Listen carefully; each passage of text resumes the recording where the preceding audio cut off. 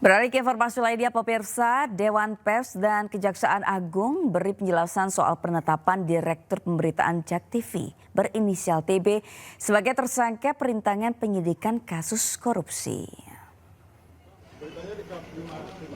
Ya, dalam keterangannya di kantor Kejaksaan Agung Selasa siang, Dewan Pers mengatakan tidak akan ikut campur dalam proses penyidikan pidana yang menyeret Direktur Pemberitaan JAK TV berinisial TB. Meski demikian, Dewan Pers menegaskan bahwa urusan konten pemberitaan merupakan ranah Dewan Pers yang nantinya akan melakukan penilaian.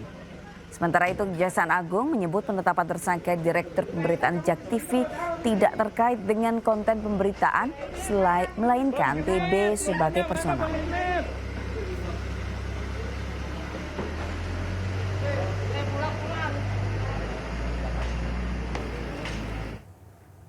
Sebelumnya, Ikatan Jurnalis Televisi Indonesia menyampaikan keprihatinan terhadap penetapan tersangka TB yang merupakan Direktur Pemberitaan JAK TV. Ya, menurut IJTI, jika penetapan tersangka berkaitan dengan karya atau produk jurnalistik, seharusnya terlebih dahulu berkoordinasi dengan Dewan Pers.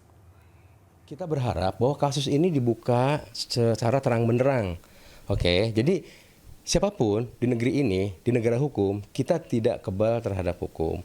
Kalau misalnya bersalah, ya kemudian harus ikuti proses itu terbuka. Nah, itu juga untuk membuat publik percaya bahwa kalau misalnya jurnalis bersalah pun memang kemudian ada konsekuensi hukum yang harus dilakukan. Itu yang malah penting banget buat kami semua untuk tetap menjaga kepada publik bahwa kita juga betul-betul secara profesional menjaga kemerdekaan pers. Kalau ada hal yang kemudian harus diadukan, silakan diadukan. Di sini ada prosedurnya ke Dewan Pers misalnya. Karena bagaimanapun juga di situ disebut-sebut terkait dengan dalam beberapa pemberitaan kan disebutkan bahwa ini juga mengorkestrasi untuk berita negatif. Kan berita negatif itu seperti apa kita nggak tahu juga dalam konteks kasus ini gitu. Dan di mana menilai itu ada tempatnya di Dewan Pers karena mereka memiliki banyak ahli pers yang bisa menentukan, bisa memberikan masukan bahwa ini adalah produk jurnalistik yang buruk, yang tidak bermanfaat, yang kemudian harus ada konsekuensi hukum kemana, atau malah juga ini adalah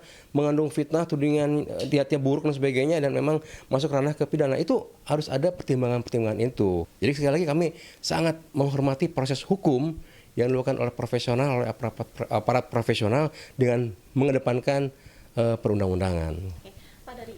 Ya, sebelumnya Kejaksaan Agung menyita barang bukti berupa 2 kapal pesiar dari pengacara Arianto, salah satu tersangka kasus suap vonis keputusan lapas korupsi ekspor minyak goreng. Selain itu, Direktur Pemberitaan JAK TV, Tian Bahtiar, turut ditetapkan tersangka karena diduga merintangi Kejagung dalam penyidikan kasus timah dan impor gula.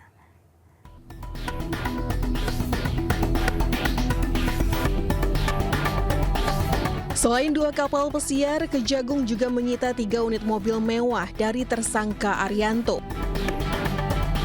3 mobil sitaan ini di kantor Kejaksaan Agung Jakarta, sementara 2 kapal pesiar disimpan di lokasi terpisah.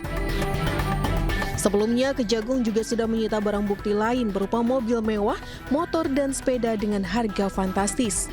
Selain Arianto, Kejagung telah menetapkan 7 orang tersangka lain, di mana 4 diantaranya merupakan Hakim Pengadilan Negeri Jakarta Pusat dan Jakarta Selatan. Terdapat permufakatan jahat yang dilakukan oleh MS, JS bersama-sama dengan TB selaku Direktur Pemberitaan JAK TV untuk mencegah, merintangi atau menggagalkan secara langsung atau tidak langsung dalam penanganan perkara tindak pidana korupsi tata niaga komoditas timah di wilayah IUP di PT Pertamina Tbk dan tindak pidana korupsi dalam kegiatan importasi gula atas nama tersangka Tom Lembong, baik dalam penyidikan, penuntutan maupun pemeriksaan di pengadilan.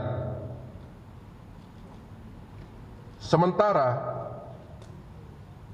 berlangsung yang saat ini prosesnya sedang berlangsung di pengadilan dengan biaya sebesar 47,8 dengan biaya Rp478.500.000 yang dibayarkan oleh tersangka MS dan tersangka JS kepada TB yang dilakukan dengan cara-cara sebagai berikut.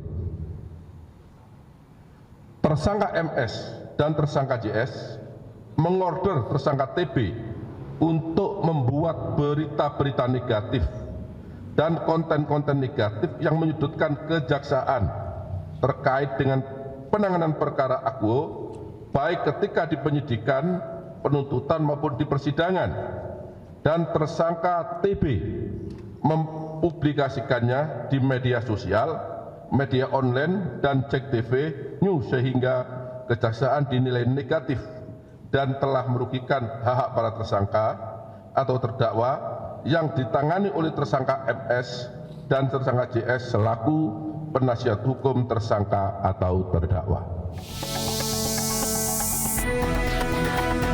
Sementara itu, Direktur Pemberitaan JAK TV Tian Bahtiar yang juga menjadi tersangka mengatakan menerima uang secara pribadi untuk membuat berita negatif, termasuk merintangi Kejagung dalam penyidikan kasus timah dan impor gula.